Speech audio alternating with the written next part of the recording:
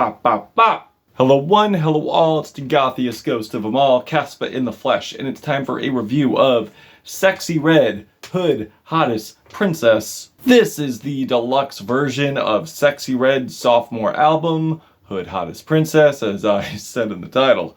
And right now, I feel like people are at a point, or I would hope they're at a point, where they are learning to contextualize music, contextualize albums, and realize that this thing right here, that this thing is a non-stop thrill seeker of an album, and I get thrill after thrill after thrill after thrill with almost every track here. And honestly, going into this, I wasn't really expecting too much, because I remember listening to the regular album, the non-deluxe version, and I was like, wow, she is really sexually liberated, she is out of control, and I love that aspect about her. I just felt like the production wasn't as great as I would have hoped it to be, but listening back and starting to notice things, I was like, you know what? Maybe I'm contextualizing this the wrong way, and realizing that this is a ratchet southern hip-hop album. It doesn't have to be complex for me to enjoy it. It doesn't really have to be that way. And Sexy Red, I feel, already stands out as just an I don't give a fuck sexual rapper. Like, she does not care. She knows what she is. She knows what she's not, and she gives you what she is full force, no holding back, which is why I do love this album, because of how upfront it is, how honest it is, but also how fun it is. Like, it's a fun, stupid album, and I love it. It's great at being fun and stupid, and I'm not saying that in a disrespectful way. It is what it is. It's ignorant, it's ratchet, it's in your face, it's fun. It is just all out excitement throughout this thing. And of course, I've been hearing the negative feedback on how she's one of the worst rappers out there, and how she's a detriment to society, blah, blah, blah, blah, blah. Like, again, you're missing the point of her album. You're missing the point of her music. If you're expecting it to be deep, or if you're only listening to music you relate to, I guess that's fine, but it's basic, and you're just gonna find yourself being disappointed in almost everything new because you're not branching out. And on this one, I'm branching out. I'm having a great time listening to this album. But let me get into the tracks here, because I feel like I've rambled on long enough. Because the hooks on this thing, the production on this thing, because the bars on this thing are hilarious. They're absurd, they're crude, they're in your face. They are very offensive to those who find sex offensive, I guess. Or for those who are bootlickers. Bootlickers will not enjoy this album, especially the song Free My Guy, which definitely has like a lot of humorous bars and a very demanding hook and a great unhinged set of production on this track. And also, I do love her correlation to other artists, which I didn't pick up the first time, but the more I listened to it, the more I was able to draw to other artists within her lane that she has picked up from, and I feel she's done it tastefully well, incorporating it into her music, be it Don't Save Me, which samples the classic anthemic Project Pat song, Don't Save Her, as she gives a cheeky rebuttal to that song, which I think is great. And also influences like Waka Flocka, which is another correlation I had to this album, which, listening to Waka Flocka for the first time, I didn't get it either until I realized what the purpose of Waka Flocka was. It's just all out bops left and right. Doesn't have to be deep, but I feel like lyrically, Sexy adds more than you would get on a Waka record, in my opinion. Or even a Gucci Mane album, in my opinion. Like, she adds more character, she adds more personality, and what she's about, full front and center for you to observe and for you to either be shocked by, or turned on by, or maybe a little bit of both.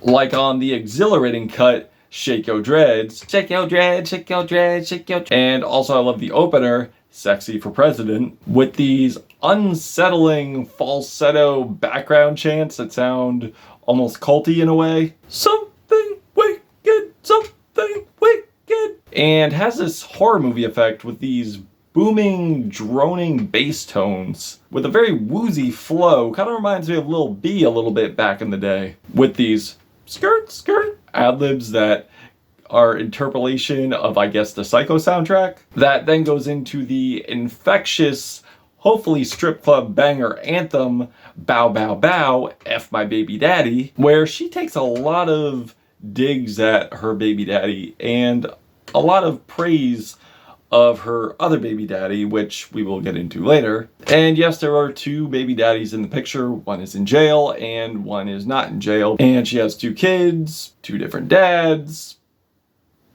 Just to eliminate confusion here. With an instantly catchy hook. Bow, bow, bow, bow, bow. That's that booty meat. With the cycling dramatic synths, epic bells. It kind of reminds me of something off 3 6 Mafia, The Unbreakables album. And she is expressing her distaste for her baby father of being confined, saying she wants to go out, she wants to have a good time, and she wants to live her life.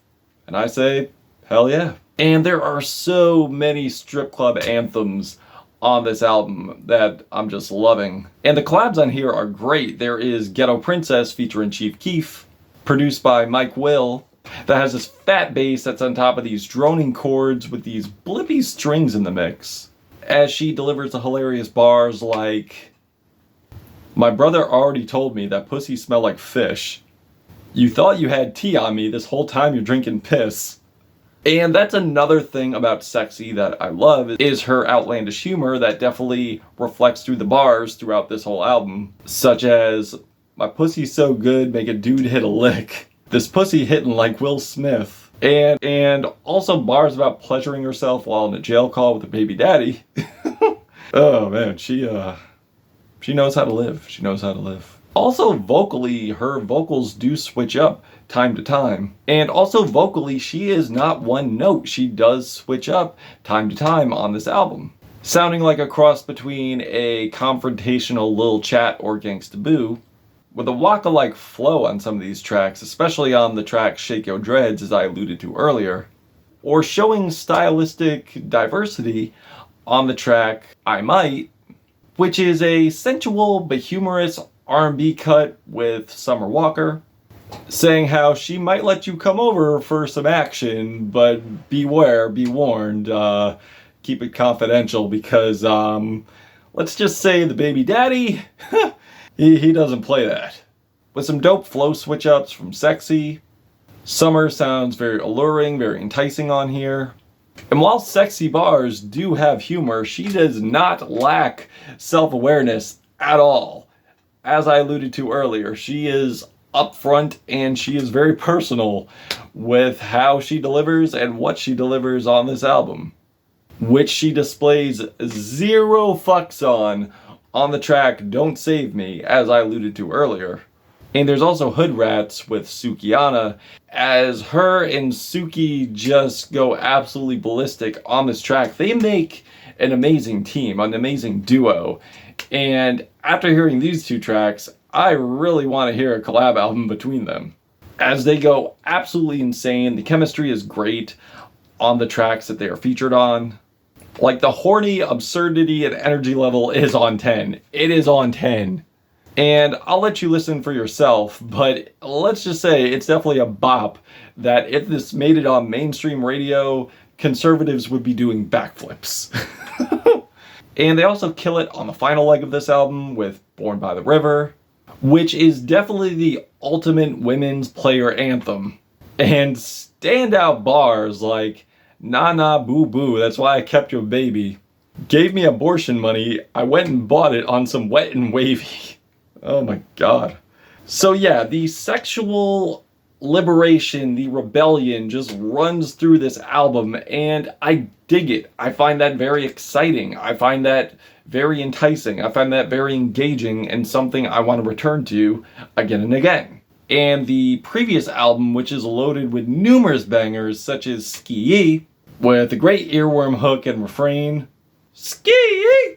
Sinister production, shouted vocals, charismatic flow, kind of unorthodox at points, but that's pretty much the beauty of Sexyy Red. Not only is she so unhinged in her lyrics, but also on the track too. She is just raw. Like, yeah, the blemishes are there, but I feel that's really the point. The point is to bring you not the best, I guess, in the traditional sense, but give you the best in the lane that she's in. There's also Hellcats with these pulsating dark synth chords, ominous keys, and over-the-top horny bars involving a car that would probably land you in a horny jail. And speaking of horny jail, there's also Pound Town 2, which definitely grew on me after numerous listens, knowing how it just sounds like Sexyy was shooting the piss on here. But I am well informed, or have become well informed, that it is meant to sound that way. With, again, the unorthodox flow at points that's probably thrown people off, unfortunately. But I enjoy it, and I love the eerie cycling pianos, pounding bass, rattling hi-hats, and Nicki delivers a wacky verse with over-the-top sexual bars, a lot of vocal variations, pretty much one of Nicki's strengths we've admired throughout her whole entire career. We also have Looking for the Hose that has this drony but catchy hook. I'm looking for the hose.